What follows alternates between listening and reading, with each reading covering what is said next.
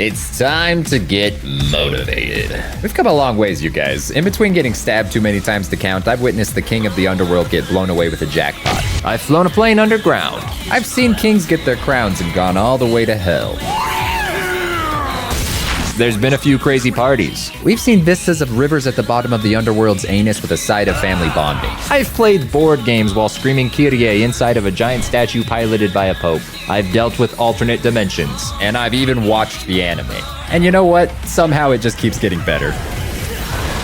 I'm genuinely so excited to talk about Devil May Cry 5. It's been one of the most high-octane action games I think I've ever played. Just like constantly blasting my brain with concentrated cool rays and serenading my eardrums with one of the most kick-ass soundtracks I think I've ever heard. After just playing the reboot, it is a breath of fresh air to see the Devil May Cry crew back in action and in all their glory. This time we've got Woman, a dark soul full of light, a questionable driver's ed course, Edgar Allan Surfer, Dead Weight.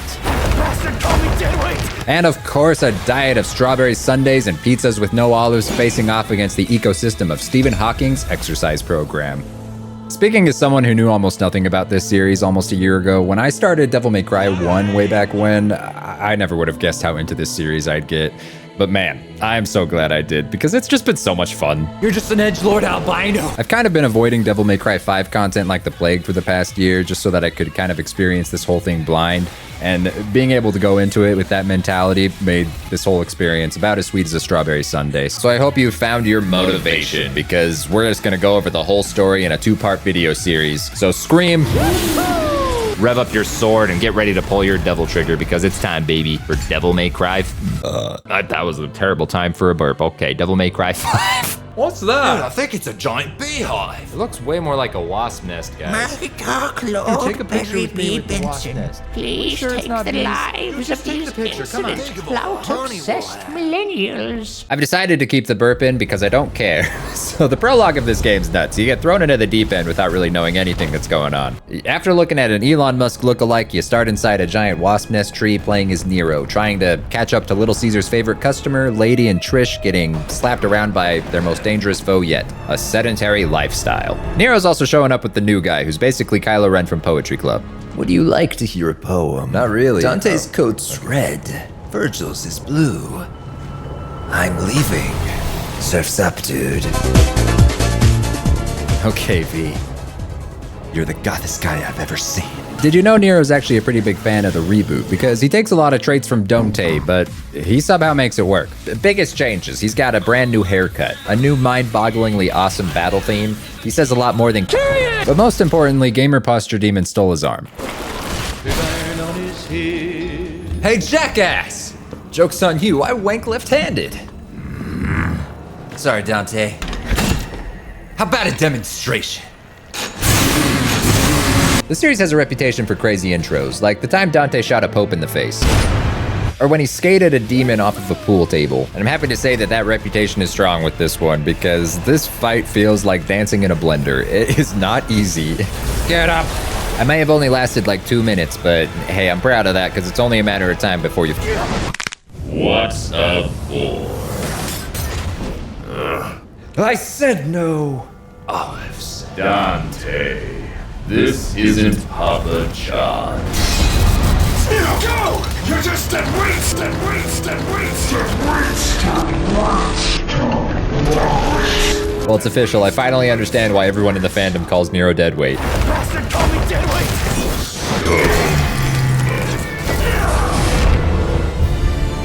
Not the super punch. Did Rebellion just break? This part is getting sad. Here's a pro life tip for you. Maybe don't hang out 50 feet from the epicenter of a demon incursion to take pictures and videos, you know? Who knows? You might die by getting impaled by a giant demon tentacle root thing. Sucks for those guys. If you think of a tank when I say indestructible vehicle, well, let me correct you and say you should be thinking of the Devil May Cry mobile. This van has become my favorite thing in the world, which you'll see why in a bit, but it's driven by Nico, the daughter of the Shakespeare-loving bee-man Agnes. Now, to be fair, she probably has a warrant out for vehicular manslaughter somewhere, but, you know, who cares? Because she can do a barrel roll for fun to make way for one of the coolest opening credit sequences I think I've ever seen. This game does not promote smoking or the use of cigarettes. If something isn't over the top, then something's going wrong with Devil May Cry. So it's a good thing they go over the top of this soldier by jumping the van off of flat ground and then immediately ending up behind that same man by doing a little spin as they jump. Listen, don't ask questions. It's a magic van. Trust me, it gets way crazier. And apart from making the game make disclaimers that smoking's bad for you, Nico's also pretty good at making gadgets, like Nero's brand new Devil Taser hand. That just like his old hand can dish out some super sexy stylish beatdowns with the side of grappling demons to ride them around like horses. Woo, baby! Which kicks us into the bread and butter of any Devil May Cry game.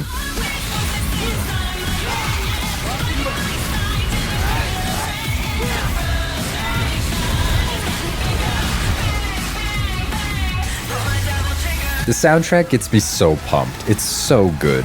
I'm not a great Devil May Cry player by any means, but pulling off those sweet seductive combos is so satisfying. You see, it's all about flirting with that style meter. I've shown it some love in the past, but if you really want to impress it, you just gotta never take damage, not repeat attacks much, and be pretty much perfect. Oh, that's rough. Definitely not as rough as this time this random hobo showed up outside of Nero's garage, though. I finally got the milk. Well, I'm lactose intolerant. Pathetic. I'm just joking with you. Fool. Truthfully, my mom can never afford much milk since she never got any child support. I'm taking this back. You can't handle it. Has this ever happened to you? Some raggedy man just showed up and ripped your arm off? Well, you can leave that dark memory in the past, dear viewer, because do I have news for you. Now at your local physics-defying van, we've got robot arms of all shapes and sizes to suit whatever special power you need. You need a basic taser hand to high-voltage high-five some butt-faced bugs? We got you covered. Rocket hand? Do you need to ask? Drill hand?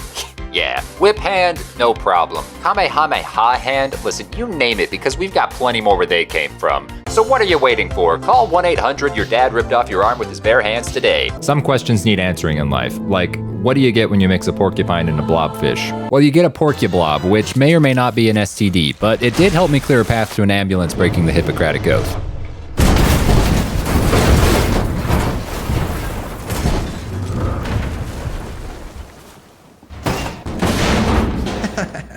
Physics are an illusion. May I interest you in helping of Elden Ring Fire Giant PTSD flashbacks, a side of heresy, and a main course of one of the most dynamic boss battles I've ever seen in the series. Well, eat up, because this fight's cool. The fight begins on a roof until he breaks the ground and you fall into a church where Mr. Bellymouth Man starts swinging pillars around until a wall's broken for you to escape through, all the while the whole cathedral collapses as he jumps out to continue the fight outside. Man, this fight's freaking awesome! What the heck? Hey, you can't say scum, that word's copyrighted. This is bullshit. You can't just ignore physics. I threw a goddamn ambulance at you. Barfing and puking. A demon named Goliath. Truly meaningless. That doesn't even rhyme. It's called a haiku. Do you have red orbs? No. Okay, I will stop doing that. They tell me the tentacle Lovecraft trees are a problem, so to get rid of them, you gotta take a jaunt over a river and go through a sewer to catch up with some old friends from the first game. Hello. You look very pretty. It's the scissor people, they're back! After casually destroying a library with them, we get to a payphone in an empty church. You're up, Nico. Oh my god. Beware ye who use the telephone, because when you use it, she's coming, and she's probably gonna take the most dangerous or strangest way to get there possible. No matter where you are, she just busts a van.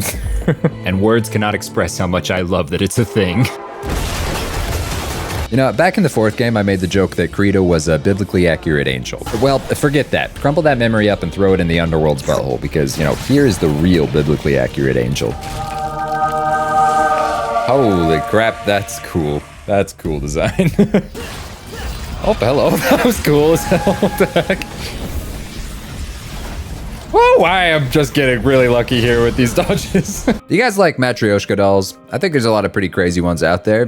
Probably pretty high on the list has to be the little demonic mermaid version, though, that may only have one layer, but I think it makes up for it because it has the coolest lady named Lady inside. Don't do anything I wouldn't do.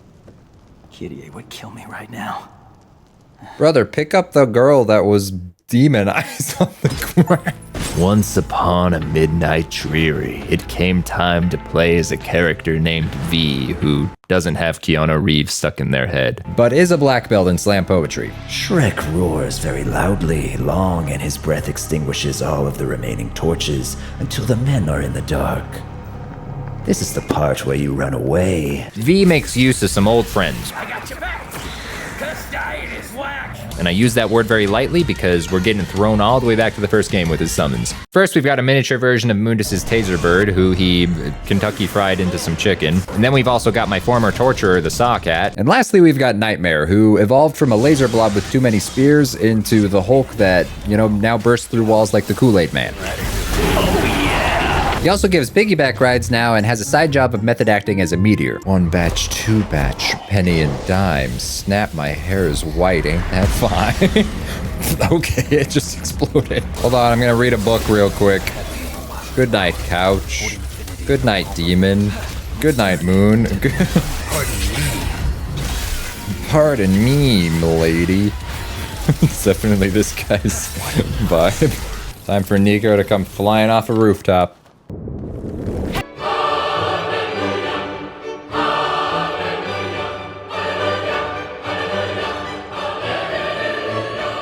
Call to Nico at another demonstration in the safest way to travel later lands you with a gardening job involving a tentacle jellyman plant with a low IQ. Dumb as a box of rocks, this guy, V. Amelia ironically believes this is a real alien. I shed my mortal coil long ago to escape the 5G brainwashing. Soon all will know that 1 times 1 equals 2! The good news is V's cane doubles as a weed whacker, so through the power of poetry and violence it shriveled up. Well, V, I actually think it might be the War of the Worlds or something. He might have been onto something with the alien. I'm afraid it's time to practice the Tom Cruise run. Every Devil May Cry character by now has pretty much just gotten around the levels by running around really fast. But you know what? What if I told you there was a better way? We're cruising the world, yeah! You got the beat. You got the power.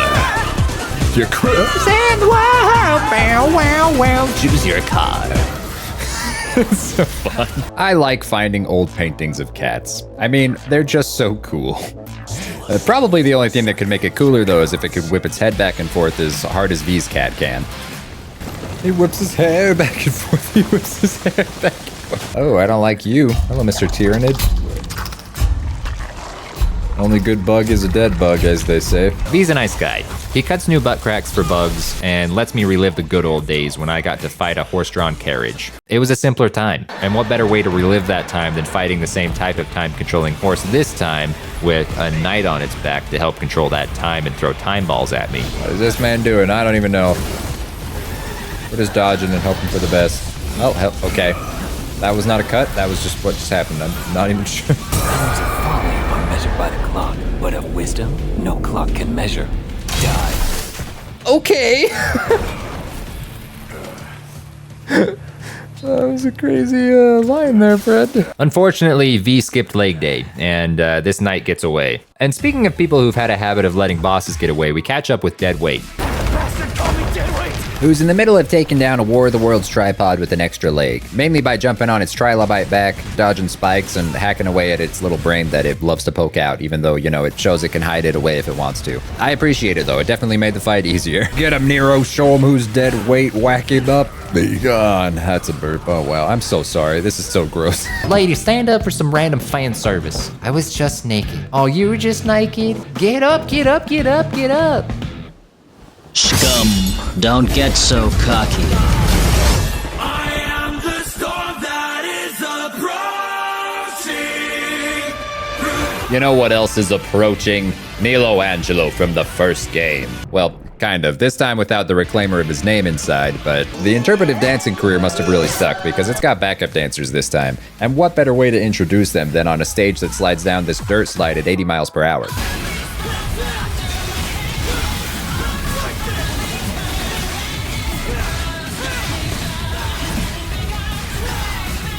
This is rad. This is sick as hell. Trust exercises come in all shapes and sizes. Sometimes they're emotional. Sometimes they're trust falls. Sometimes they're letting Nico drive a car an inch from your face so she can accuse you of flirting with her so she can say, Ew. Two things are certain. Virgil has an obsession with power, and Devil May Cry has an obsession with really tall towers. In the 5th game, it just so happens that the tower we're climbing is the Underworld's Tree of Life, and the only way to get up it is by using these blood tubes. I love pomegranates. Yummy, tasty, yum, hooray. In place of elevator facts, did you know blood cells travel approximately 70,000 miles every 20 seconds? Did you also know that you have about 0.2 milligrams of gold in your bloodstream? Also, did you know the human body manufactures 17 million red blood cells per second? Blood all over. Yeah, no kidding. Hopefully none of that had any like bloodborne illnesses or something. After making my way through hordes of demons, up through multiple levels and stories of this tree, and even destroying some enlightened goats, you finally find a telephone booth. Phone here? Does it still work? No shot. This is how tall the tree is. This car's incredible for it to be able to get this high. I don't know how she did it, but in just a second, she rendered my entire journey pointless, I think, because I guess I could have just driven with her the whole time. You ever get up to take a dump or something? You've come here to question my catheter. He sucks. So your name's your reason. Or like a reason to shit yourself. The only thing shit here are your jokes. Well, it's just like your opinion, man. If you must know, my throne doubles as a toilet. That is power. Absolute. Now, if you think that fighting a guy that sits in a chair the entire fight wouldn't be that intense, by Cyan, you would be wrong. Oh, well, that was a good combo there. I will never use a gold orb. Prepare yourself for an endless barrage of fireballs, lasers, time balls, and explosions while trying to fight a war of attrition to break this crystal that creates an impenetrable barrier for Jarl Balgruuf's demon form. No, I pressed the wrong button. Switching between Elden Ring and this game is not a good idea. Knife. As long as he doesn't call me scum, I think we'll be fine.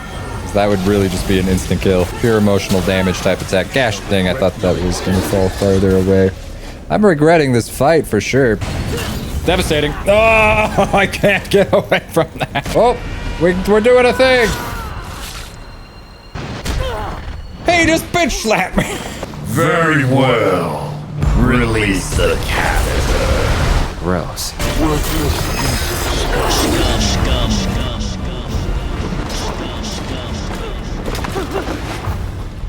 Merely dead weight. Curse the moment Dante called you out. No! Meanwhile, a few weeks in the past, making it not meanwhile, Dante was chilling at Devil May Cry.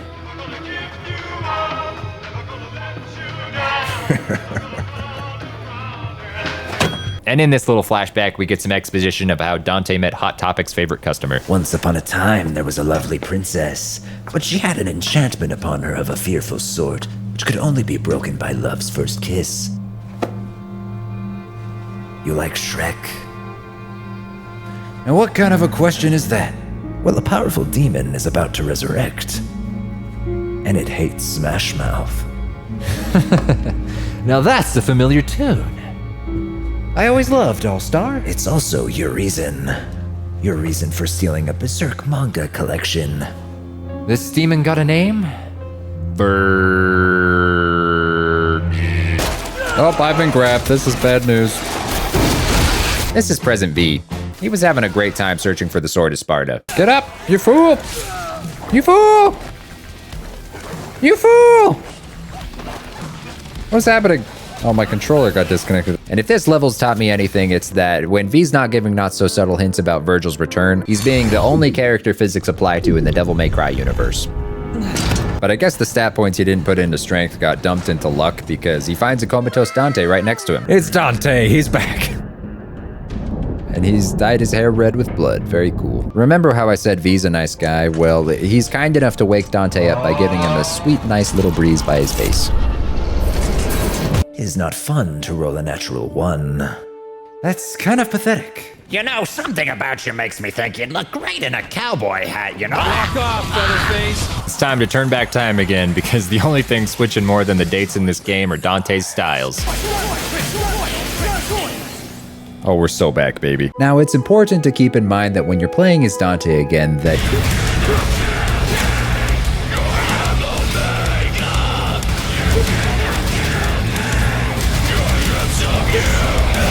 sword trick, gun guard, sword trick, gun guard. Man is back, baby, and he is cooler than ever. I read a comment once that just said he has an aura that he knows what sex is, but he refuses to tell you about it. And I agree, that makes sense. Some people just stop to smell the roses, but you see, Dante takes the time to feel the breeze of a saw blade before burning you alive with the power of breakdancing. He's a cool guy, what can I say? Well, if it isn't Porta Potty Throne, I'm impressed. You've taken out a woman that stabbed me multiple times, and another that shot me in the face even more. I was wondering though, do you want your Berserk manga back? I thought you couldn't read. Jackpot. Okay. Oh, nope. Okay. This is ridiculous. Get away. All right, this is going fine. Just don't pay attention to my style meter. Pretend it's like an S or something. Also, I'm the luckiest man in existence. Pepperoni, pepperoni, pepperoni.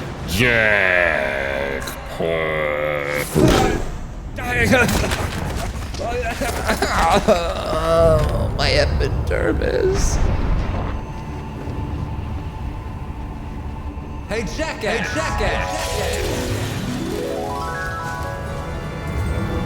Yep, that's me. You're probably wondering how I got myself in this situation.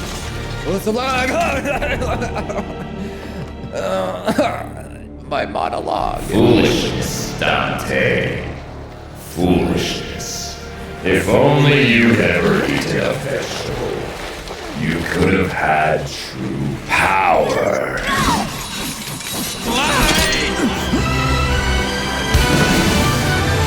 I thought you hated my hero. Oh my fucking god.